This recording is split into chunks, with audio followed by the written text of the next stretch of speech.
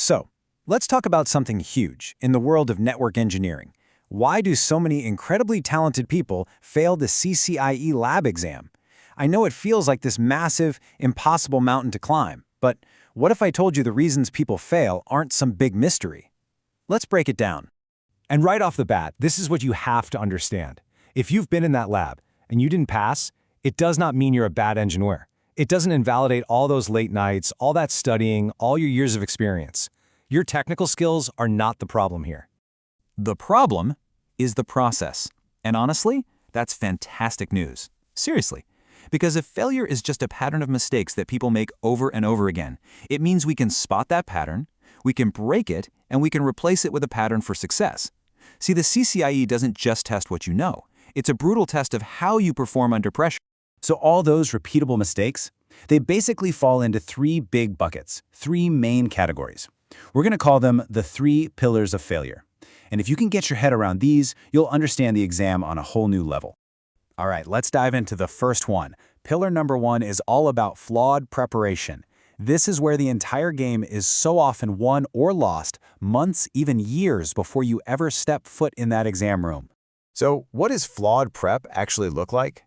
Well, it's that feeling of just jumping from topic to topic with no real game plan. It's watching tons of videos but not spending nearly enough time actually on the command line, getting your hands dirty. And the big one, it's avoiding the pain of those full 8-hour mock exams because, let's face it, they're brutal. But they are the only way to test your endurance and your strategy. And let's be crystal clear about what enough hands-on time really means. You talk to people who've passed, and the number you hear again and again is somewhere in this ballpark. A minimum of 400 to 500 hours of focused, structured lab time. There's just no shortcut for building that muscle memory. Now, that number isn't meant to scare you, it's meant to focus you. So how do we fix this? Simple. First, you take that official CCIE blueprint and you treat it like your Bible. Turn it into a project plan, a checklist with actual hour targets. Second, you get those full mock labs on your calendar, and you treat them like the real deal. No excuses. And third, adopt this mindset.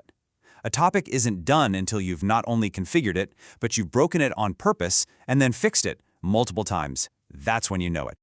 Okay, so maybe you've prepared perfectly, you're ready, but you can still completely fall apart inside the lab. And that brings us to pillar number 2, poor in-exam execution. This is all about what happens in the heat of the moment, with that clock ticking down and the pressure cranking up. The mistakes here are absolute classics. You skim a task, you miss one critical word like not or except, and boom, all those points, gone. Or you configure something, but you don't have a bulletproof way to prove it's working exactly right. You get stuck on one tricky problem for 45 minutes, burning precious time you needed for other sections. And then, the worst part, when something breaks, panic takes over, and all your logical thinking just flies right out the window. And this slide it lays it all out, right? The difference is night and day. On one side, you've got the failing candidate who is purely reactive. They see a keyword like OSPF and they just start hammering out commands. But the passing candidate, they have a system. They read, they break it down, they plan their attack before ever touching the keyboard. One way invites mistakes, the other is designed to eliminate them. So what does that system look like in practice? It's something like this, the 3-pass reading method. You don't just read the task, you interrogate it. Your first pass is just to get the big picture. What's the goal? The second pass is for digging into the details. Literally write down every single requirement.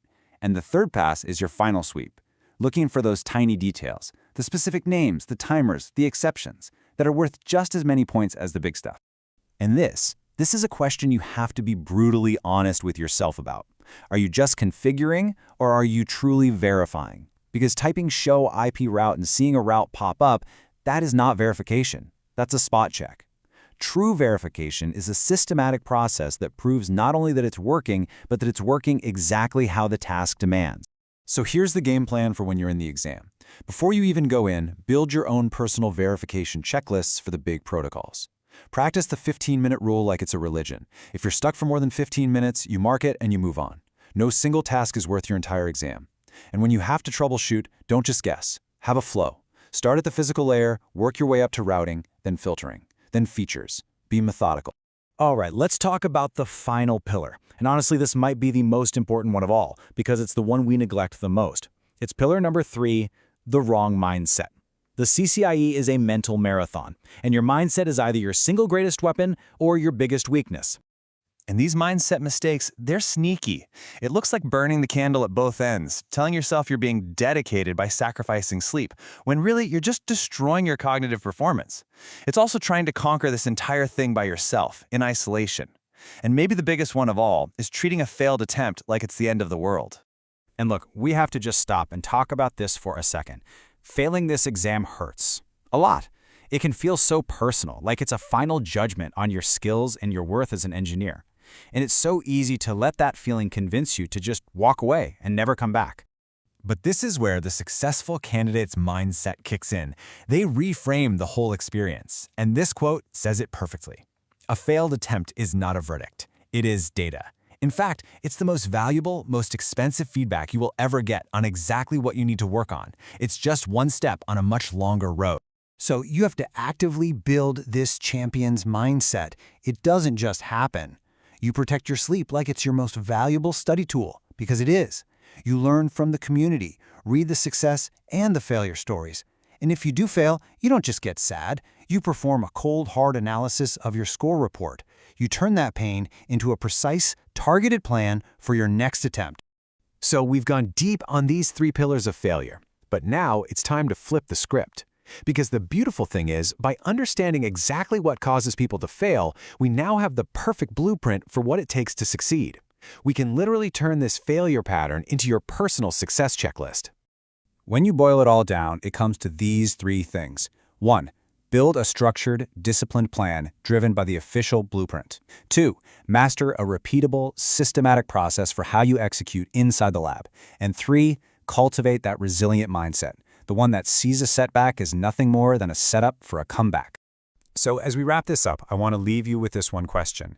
As you look at these 3 pillars, preparation, execution, and mindset, I want you to be really honest with yourself. Which one is your weakest link right now? Because just identifying that's the first and most powerful step you can take on your path to earning that number.